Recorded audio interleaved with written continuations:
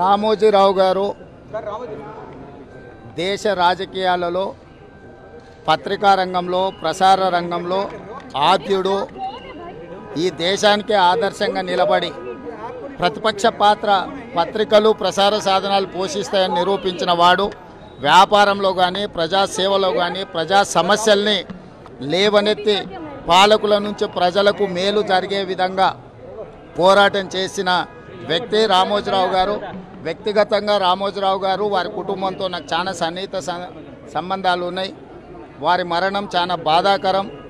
వారి కుటుంబానికి ప్రగాఢమైన సానుభూతిని తెలియజేస్తూ తెలంగాణ రాష్ట్ర ప్రభుత్వం రామోజీరావు గారి అంత్యక్రియలను అధికారిక లాంఛనాలతో నిర్వహించమని చెప్పి ఆదేశాలు ఇవ్వడం జరిగింది.